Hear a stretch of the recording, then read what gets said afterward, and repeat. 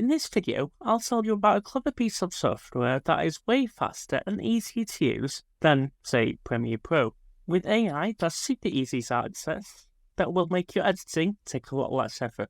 To begin with, I'll simply go over what CapCut is for the people who haven't heard of it. It's a free all-in-one video editor you can download right onto your computer or your phone. It was created by ByteDance, who are the holding company behind TikTok, and its focus is to be a quick and easy way to edit and publish on platforms like TikTok and Facebook. But that's not to say we can't create YouTube videos with it either. People with experience in Adobe Premiere Pro will appreciate the familiarity in this layout and ability to customize it, where people who are new to editing will appreciate its simplicity. The biggest real difference is its ease of use, how to access its AI-powered features, and its level of performance. Later on in the video, I'll also talk about how we can introduce ChatGPT in the mix too. Finally, I'll give you my personal experience on using CapCut before giving my verdict as to whether or not you may want to use CapCut over something like PremierePro. When you download CapCut, you'll be asked whether you want to download it for your computer or use it online. But I'll be talking about doing it offline for the time being. When I open the software for the first time on my PC, it'll bring up this window with my future projects inside. There are some buttons here that will advertise the AI features, and right here you can create a project. At first time viewing, you'll be given a short tutorial which basically goes over how to import media from the library onto the timeline. I like the standard layout how it is, but you can easily change stuff around to suit your interest by dragging these around here, or you can select from some of these presets. If you have multiple monitors, then it'll take that into consideration, which is pretty neat if you ask me. But what is even neater in my opinion is the inclusion of all these things we can include in our videos, such as audio provided by TikTok, transitions we can insert between clips, effects, stickers, and pre-formatted text.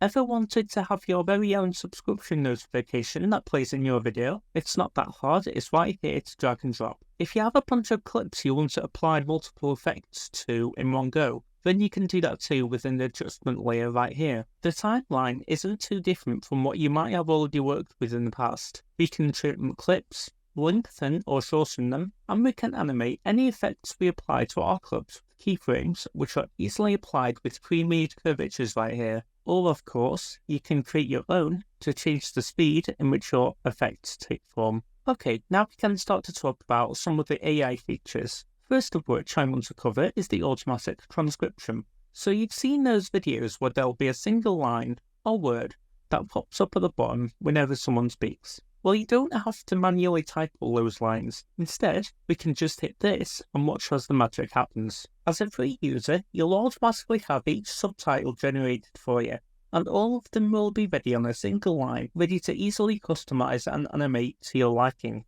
If you're at the stage where you've read your script but still need to cut down on all the useless parts of your raw footage, and I'm talking like the long pauses while you read the script, ums and ahs, the endless repeats you have to take to get a certain line just right, then you have a button right here that lets you see an overview of all these instances. As a free user, you can't blaze through and delete them all in one go, and I wouldn't recommend doing that anyway without manually checking them out.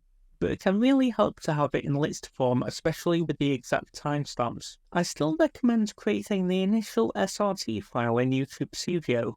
Reason being is that it will allow you to edit your captions as plain text, which will allow you to copy and paste portions of your script. From there, you can export it and use a freeware tool called Subtitle Edit to split all the captions up onto a single line. Getting into the realms of enhancing the visuals, we've got a few tools to play around with. We have an all-in-one enhancement for your raw footage, as in it'll handle the contrast, the tone and colour to supplement your B-roll and take away some of the work. Then we've got the ability to upscale footage, a feature which is everywhere these days but you can never truly go without. You can clear up stuff like noise and flickering too. The second feature is quite an interesting one, as I've not actually seen something like this outside of Topaz Labs or Stable Diffusion, which aren't even video editing suites. If you go up into the video tab at the right here, you'll be able to make some simple enhancements using face detection. This will come into play again later, but now you can whiten your teeth, smoothen your skin, and even change the skin tone along with many sliders that will change your appearance. I tell you, If you've played Mass Effect, you'll feel right at home here. There were also effects that focus on your outline, which are pretty. I don't know what cases I personally need them, but I know there are reasons you might. I've not been discussing it fully because I wanted to keep things in order, but a lot of these features require a pro account. Like, it's hard not to find restrictions everywhere if you're an AI enthusiast who refuses to pay. Most of the things I've talked about so far are like testing the waters on what you like to use. Like, you'll be able to change some things with AI, but going all in requires payment up front. But what requires a paid subscription from the get-go, or potentially a free trial, would be the ability to generate an entire script from a single prompt. I already have a subscription to ChatGPT that I originally got for testing purposes, and even I only use it for writing ideas when I'm in a pinch. You can also turn your script into a video. This is something I would only recommend using as a customized template ready to modify. So for the video, I created an account just to see the different plans you could pay for. And I know what you're thinking. What's the difference between the last two? Well, what I found is that with the £113 plan, you're paying for a single year outright, whereas the other two plans will charge month to month or year to year. So I imagine if you don't want to worry about forgetting to cancel it in time, you have to pay extra. And it's been that way for quite some time, which is pretty funny to me. I think the dream these days is to be able to pay once for a lifetime subscription. But with AI being the way it is, I do understand the model, even though that doesn't excuse Adobe doing it. Okay, so breaking up the massive rant I was about to have about Adobe, let's talk about the mobile app, which you can find for iOS and Android. It serves as a great companion for the online and desktop version. First, you'll find the media you want to use in your gallery, and then you can choose to insert them all, or you can trim them to the easiest to work with later. You can do that with the desktop version too, but it's not as important at this stage. When we're finally in, we'll have this friendly little UI here, where you've got the main video here and a timeline here. The majority of stuff will be down here for you to scroll across, but you can access the resolution sliders here next to the export button. Going into the video and changing stuff around isn't dissimilar to what we've discussed before, so I recommend using a stylus if you've got one so you know you're selecting the right clips and whatnot. If you want to split clips, that's one of the options down here, and you can zoom in and out with the handles here. What works slightly differently than the desktop version is how layering works. What you have to do is select the overlay option and we'll be sent back to the media library. When we find something we like, the new media will appear on a slightly smaller looking timeline below our main one. So in the video, it'll appear above, in the timeline, it'll appear underneath. But that's not the only difference. You see, when you're on the desktop, you won't mind seeing all the different layers in one view. But what this app does is that it will wait until we've selected one of the effects at the bottom here, and it will mark it clearly in our bigger timeline for us to check up on if we want to make any changes. A lot of stuff is very intuitive once you know the basics of each UI. You might wonder what these little squares are between each clip. Hello Windows Movie Maker vibes, they're for transitions. Alright, so before I congratulate you on graduating from John University, let me show you the custom GPT for CapCut. You'll never escape finding a plugin or custom GPT for whatever you're using. Not all of them work as you can imagine, but this one definitely does, so I'll show you how it works here. From this screen, all we have to do is open a new chat and make sure we're on ChatGPT plugins. From there, click the drop-down menu to the right.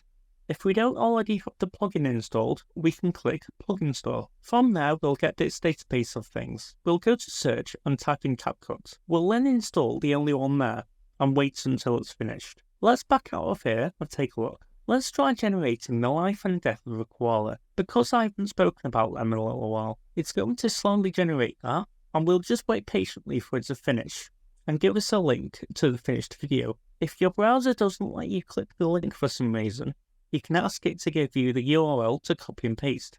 We'll need an account, but that will be easy enough to do. And once we're in, we'll see this interface which looks like a sort of in-between for the mobile app and the desktop version. We'll see our audio track on the bottom there and some narration. We can make all sorts of modifications here too, like reduce the volume of the music to make the narration more audible, or change the look of the captions. As I've been writing this script, I've seen people raving about the new OpenAI Sora, and I can safely say now Sora has nothing on this masterpiece. Now in retrospect, it may sound like I'm encouraging you to go out and ditch your entire workflow in place of CapCut, but there are some things you need to be aware of. It is definitely a viable alternative and has some very accessible features that require less time to do than in Premiere Pro, but it's not perfect. In Premiere Pro, there is a simple feature called Ripple Delete, which will delete the segment that you've selected, while shifting everything else to the left to fill in the empty void. Now obviously you can manually do that, but everyone develops their own workflow, which it can be quite disruptive to. There's no advanced AI that would be involved in developing such a feature, and I've seen this complained about recently, which leads me to believe that it's not something that developers care enough about.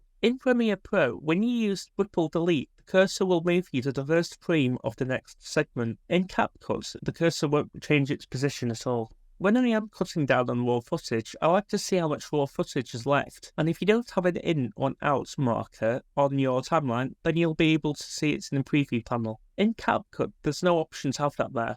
I had this strange problem in the timeline where I had to have each video segment on a different layer, else it would automatically align each of them to the beginning. It didn't do this with my audio track, but a workaround I had to use was putting it on a different layer, which worked well enough. As much as I praise the AI in this video, and trust me, it's still worth using, CapCut will take any chance it gets to play your audio back to you whether you want it to or not. I originally thought this was a bug. It doesn't ask whether you want to preview the results, it just starts playing. What if you want to go start cooking dinner? If you have multiple segments that you want to process, you have to wait around with your hand on the stop button. There is no setting to turn this off. One of the most acclaimed features in CapCut is its ability to automatically remove unnecessary footage, namely silence and filler. Most of the videos you watch on YouTube showing off this feature will make it seem like it does all the work for you, but the truth is, the end result won't be as precise as if you did it manually, and maybe I'm just using it wrong, but when I try to cut down on all the audio for this very video you're watching, it would leave in multiple takes and segments that were a single frame in length. I felt like a surgeon trying to pick out all the shrapnel. While the sound enhancement features are beyond anything else I've seen online, you do have to pay for the Pro package in order to use them. The output isn't that dissimilar to Adobe Podcast AI, which allows you to process 30 minutes of audio a day for free. So for all these reasons, I think I'll be sticking with Premiere Pro. Crazy stuff. Anyway, that's all I have to talk about today. CapCut is multi-platform, and all the effects and editing techniques are easy to find and apply when you need them. With AI there for those willing to pay to take their projects even further. With all the problems that people experience with Adobe Premiere Pro, for those who use it of course, it's well worth considering CapCut as another option because personally I can't see why not. If you did enjoy what I had to say, make sure to like and subscribe so I can deliver more videos like this. And I hope you all have a very pleasant week. Bye now.